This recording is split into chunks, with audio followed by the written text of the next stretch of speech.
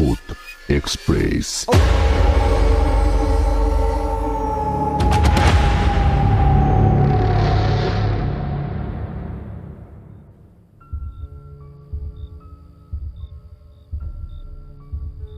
আসসালামু আলাইকুম দাদা, আমি নিশি। আমি বাংলাদেশের ঢাকা জেলা থেকে বলছি। তোমার কণ্ঠে ঘটনা শুনতে আমার ভীষণ ভালো লাগে। আমি কখনো কোনো পেজে বা কোনো গ্রুপে কোনো গল্প বা ঘটনা এসব কিছুই পাঠাই না, কিন্তু তোমার কণ্ঠে ঘটনাগুলো শুনে এতটাই মুগ্ধ হয়েছি যে আজকে তোমাকে আমার মায়ের সাথে ঘটা একটি ঘটনা লিখতে বসলাম। এটা আমার মায়ের ছোটবেলার ঘটনা। আমার মা পুরান ঢাকার লোক, যাদের এক কথায় ঢাকাইয়া বলা হয়। ওনারা তখন নানার চাকরির সূত্রে স্টাফ কোয়ার্টারে থাকতেন। আমার মা ছোটবেলা থেকেই ডান পিটে ছিলেন।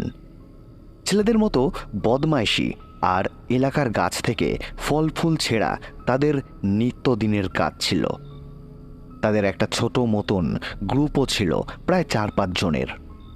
তো একদিন আমার মা আর তার গ্রুপের সবাই চিন্তা করলো যে তারা ফুল টোকাতে যাবে। এই ভেবে তারা মাগরিবের আজানের আগে ফুল টোকাতে গিয়েছিল। তারা যখন ফুল টোকাতে গিয়েছিল তখন প্রায় সন্ধ্যা হবে। ছোট বয়স আর দুরন্ত স্বভাবের কারণে স্বাভাবিকভাবেই এসব সময় আর অলৌকিক কিছুর চিন্তার ঘুণক্ষরেও কারো মাথায় আসেনি। ওনারা 3 জন গিয়েছিলেন এই মহৎ কাজটি করতে। ছোট হওয়ার কারণে সবাই ফ্রক পরেছিল। গাছের সামনে গিয়ে দাঁড়িয়ে তারা উপরে কিছুক্ষণ তাকিয়ে পরে নিচে তাকালো আর দেখলো যে কিছু ফুল পড়ে আছে মাটিতে। ওনারা সেই ফুলগুলো ফ্রকের কোছায় তুলতে লাগলো। এমন সময় হঠাৎ করে গাছ ঝাঁকানোর একটা শব্দ এলো, যার ফলে অনেক ফুল ঝরতে লাগলো গাছ থেকে। গাছটা কে ঝাঁকি দিচ্ছে সেই চিন্তা না করেই তারা এত ফুল পড়তে দেখে আনন্দে আত্মহারা। তারা নিজেদের মনে মনেই ভাবল তাদের কেউ হয়তো গাছটা ঝাঁকি দিয়ে সাহায্য করছে। এই ভেবে খুশি মনে ইচ্ছা মতো তারা ফুল করতে লাগল। ইতিমধ্যে সন্ধ্যা নেমে এসেছে, আলো প্রায় নিভু নিভু। কোছা ভরে যাওয়ার পর মা গাছের উপরে তাকালো আর দেখল কালো ছায়ার মতন বোরকা পরা একটা মহিলা বা কালো একটা অবয়ব গাছের একদম উপরে দাঁড়ানো। এটা দেখে আমার মা চমকে উঠলেন আর সবাইকে বললেন তাড়াতাড়ি পালিয়ে যাওয়ার জন্য। ইতিমধ্যেই অবয়বটা কিছুটা নেমে এসেছিল নিচে। আমার মা তখন ভয়ে দৌড়ে সেখান থেকে পালায়। দৌড়ানোর সময় মা শুনতে পায় ও অনুভব করে পেছন থেকে সেই অবয়বটা তাকে তাড়া করছে আর চিৎকার করে তাকে বলছে, পালাস না, আয় আয় আমার কাছে আয়, ভয় পাস না আমাকে। সেই সময় আমার মা ভয়ে পরিমরি করে দৌড়াচ্ছিল সেখান থেকে। ততক্ষণে ভোরের আজান দিয়ে দিয়েছে। হঠাৎ তার মনে হলো কেউ তাকে পেছন থেকে সজোরে একটা ধাক্কা দিল। আমার মা সাথে সাথে মাটিতে পড়ে অজ্ঞান হয়ে যায়। যখন তার জ্ঞান ফিরল তখন নানি আর খালারা সবাই মাকে ঘিরে বসেছিল। সবাই জানালো যে তারা মাকে বাসার সামনে 2 পা 2 দিকে ছড়িয়ে পড়ে থাকতে দেখেছে এবং বাসায় নিয়ে এসেছে।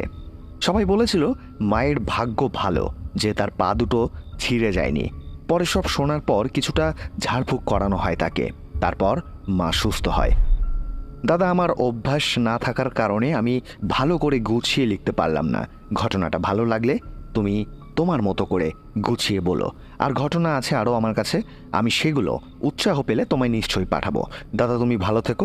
ভূত এক্সপ্রেসের পরিবার অনেক বড় হোক, দোয়া রইল। ধন্যবাদ নিশি আমাকে ঘটনা পাঠানোর জন্য। তুমিও ভালো থেকো আর সুস্থ থেকো। চলে যাব দ্বিতীয় ঘটনা লিখেছেন বাংলাদেশ থেকে ইমরান আহমেদ। তিনি লিখেছেন, আমি জানি না আমার ঘটনাটা আপনাদের কতটা বিশ্বাস হবে, কিন্তু মাঝে মাঝে এমন কিছু ঘটনা ঘটে যা আমরা বিশ্বাস করতে না চাইলেও সেটা ঘটে যায়, যার প্রতিদান হিসেবে আমাদের খুব বড় একটা জিনিসের ত্যাগের সম্মুখীন হতে হয়। ঘটনাটা ঘটেছিল গত বছর জানুয়ারি মাসের শেষের দিকে। বেশ ঠান্ডা ঠান্ডা আবহাওয়া ছিল সেই সময়। বন্ধুরা মিলে ঠিক করলাম সিলেট বেড়াতে যাব।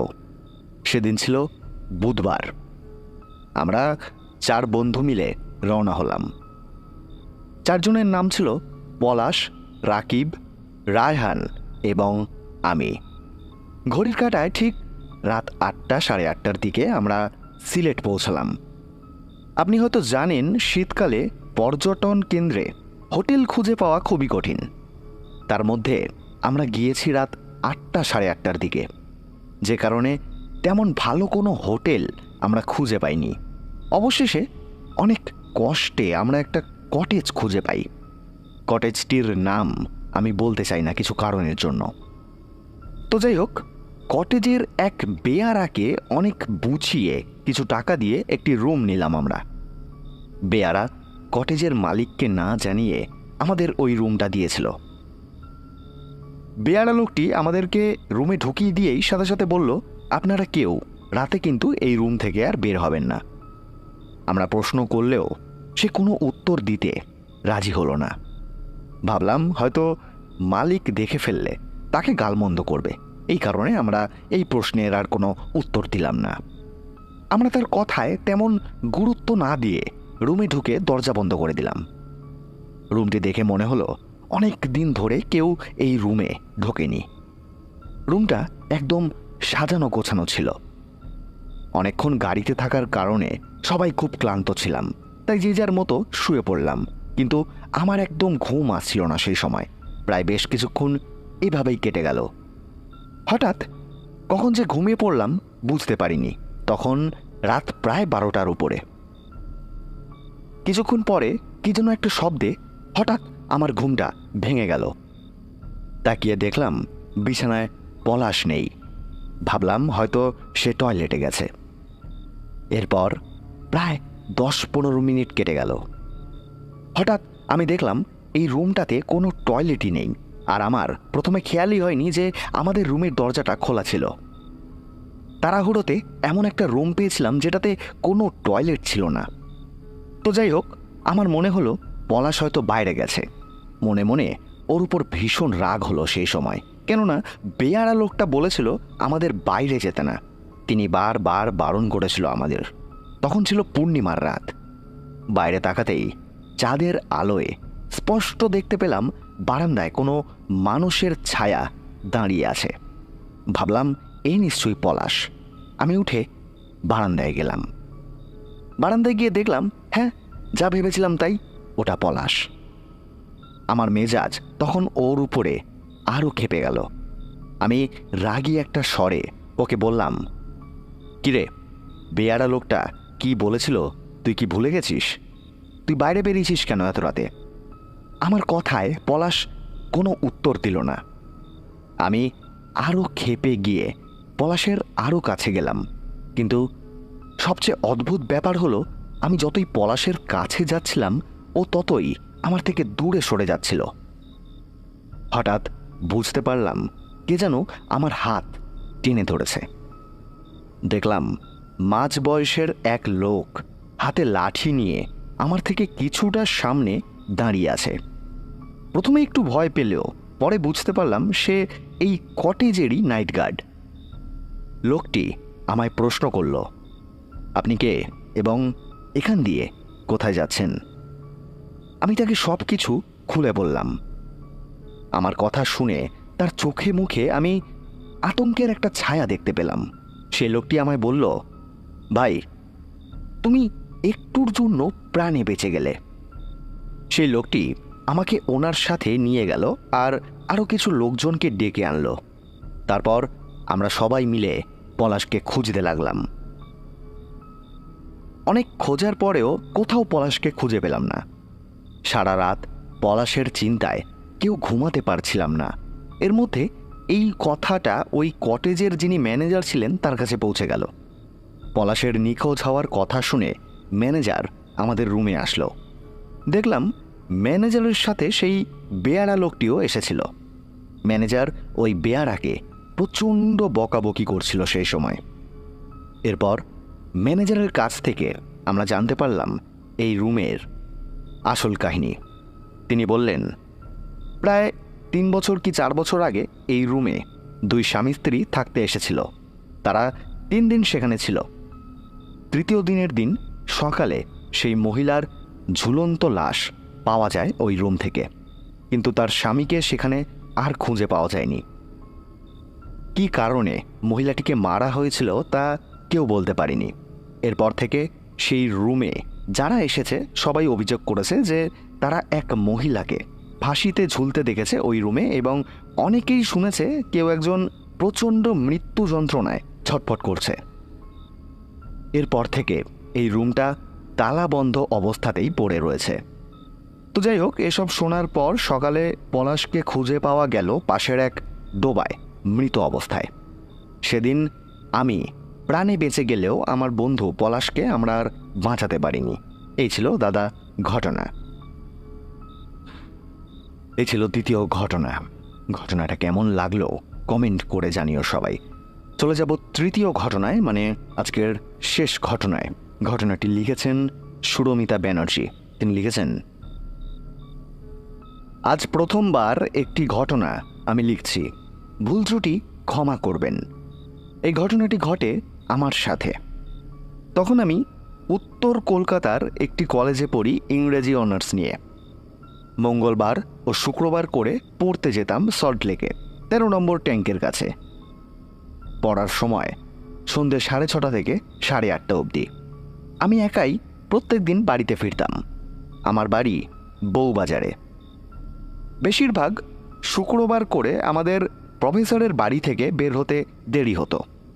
যেহেতু উইকেন্ড, তাই উনি অনেক সময় বেশি সময় নিয়ে পড়াতেন। তো এবার আসা যাক আসল ঘটনায়। ঘটনাটি ঘটে ডিসেম্বরের প্রথম কি দ্বিতীয় সপ্তাহে 2002 সালে।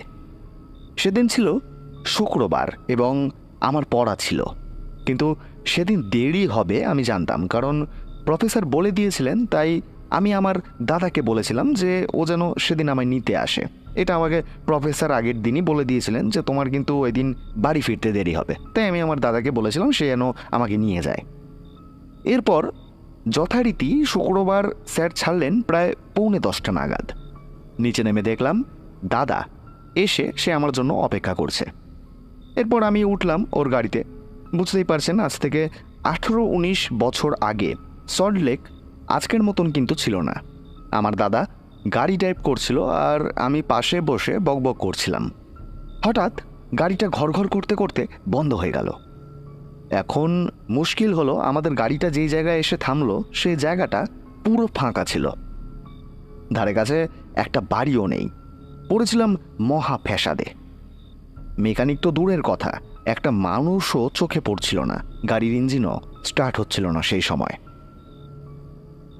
শেষমেশ আমার দাদা আমাকে বলল যে স্টিয়ারিংটা ধরতে, আর সে গাড়িটা ঠেলবে। এরপরও আমি স্টিয়ারিং ঘোরাতে গিয়ে দেখলাম স্টিয়ারিং 1 সেন্টিমিটারও নড়ছে না। আমি বাধ্য হয়ে অজ্ঞতা আমার জায়গায় এসে বসলাম। এবার তো দুজনেরই টেনশন হচ্ছিল, কারণ চারিদিক পুরো ফাঁকা ছিল সেই সময়। একটা গাড়ি, সাইকেল বা রিক্সা কিছুই চোখে পড়ছিল না। এই মহা বিপদে কি করব? একবার ভাবছিলাম স্যারকে ফোন করব, আবার একবার ভাবছিলাম যে না থাক, দেখি ঠিক করা যায় কিনা কোনো কিছু করে। হঠাৎ দেখি একজন জানালায় এসে টোকা দিল। দেখলাম একজন নেপালি মতন দেখতে মাঝবয়সী লোক, মুখটা ভীষণ উজ্জ্বল। লোকটি হাসি মুখে দাদাকে ইশারা করলো কাছ নামাতে। দাদা গাড়ির দরজা খুলে নামতেই লোকটা কোনো কথা না বলেই দাদার কাছে হাত পাতল, যেন সে জানে আমরা কি বিপদে পড়েছি। দেখলাম দাদা গাড়ির চাবিটা তাকে দিল আর আমাকে ইশারা করে কি যেন একটা বলল। দাদার ইশারা আমি বোঝার আগেই লোকটা এসে বসলো ড্রাইভিং সিটে, আর আমার দিকে তাকিয়ে লোকটা মুচকি হাসলো। সেই হাসি আমি আজও ভুলতে পারি না। উনি গাড়িটা স্টার্ট দিতেই হঠাৎ করেই গাড়িটা স্টার্ট হয়ে গেল একবারে, এবং উনি সাথে সাথেই গাড়ি থেকে নেমে গেলেন।